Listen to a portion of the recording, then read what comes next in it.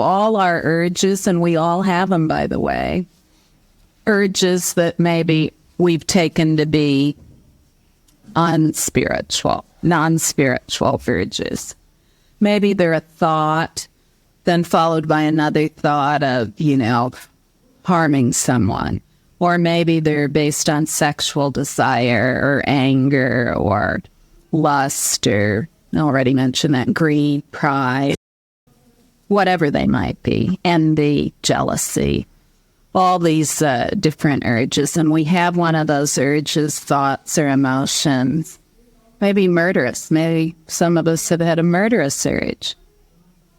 Well, when it's gotten right down to it, I've never met anyone who hasn't had a murderous impulse at one time or another. I won't ask for a show of hands on that. So, oftentimes we think, had that murderous impulse, I'll never wake up.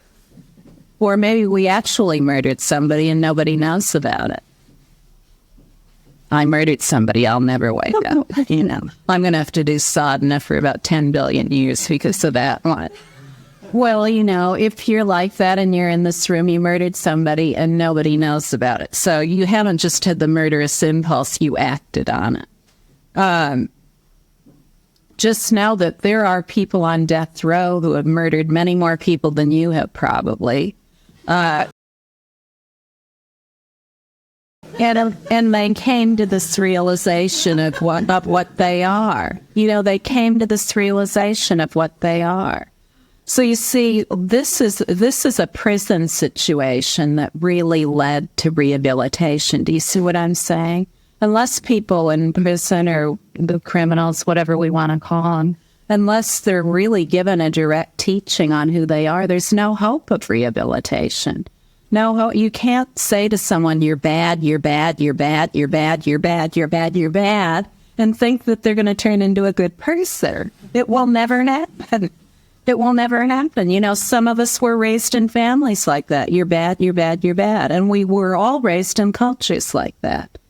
You're bad. You need to be fixed. Something's wrong with you. No matter how long you live, you'll always have something about you that needs to be fixed. So, you see, we need to know that no matter who we are, what we've done, we already are awakened awareness. And the only way we can come to complete peace with ourselves and whatever it is that we've done is through knowing ourselves as awakened awareness. That's it. There's no other. If you want to do other practices, go ahead and do them. But just know that the practice is a point of view, too. The practice is a point of view. It's awakened awareness that's equal to any other point of view. So anyone who's engaged in an intensive sadhana and waking up at some point, the realization is reached, wow, I've been living here in the ashram or monastery for 20 or 30 years, but I just realized that if I'd been living in Iowa farming corn, I could have had the same realization. Or living in Germany building Volkswagens or whatever, I would have had the same realization if I had been as committed to it as I have been living in this ashram or monastery. So see, everyone who ever wakes up has to come to this realization that who we are is not circumstance dependent. It's not circumstance dependent, and it's not dependent on whether we have good thoughts or not, or sweet emotional states or not, or sweet actions or not. We need to know this more than ever, we as humankind, because what we're doing right now is most of us are looking at ourselves and saying, well, I know I have a lot of negative thoughts and I have a lot of negative emotional states, even though I never tell anyone about that. So because I know that about myself, I fear myself. And I always have to know that I have to fix myself. And because I fear myself, I fear everybody else. Because I know they too, because I have all these emotional states and thoughts that are negative, that everybody else has them too. So gotta be wary, Everybody's another. Gotta watch out for them. I'm somebody and everybody's another to me. So this is the nature of living from cause and effect. We think that there's a personal identity that is the cause, and the effect is to fix ourselves up, to spend our entire lifetime fixing ourselves up. So we don't have any more time as humankind for these self-improvement projects. The endless self-improvement project. We don't have time. There's mounting tension in the world. We all feel that. And it's more intense than ever before.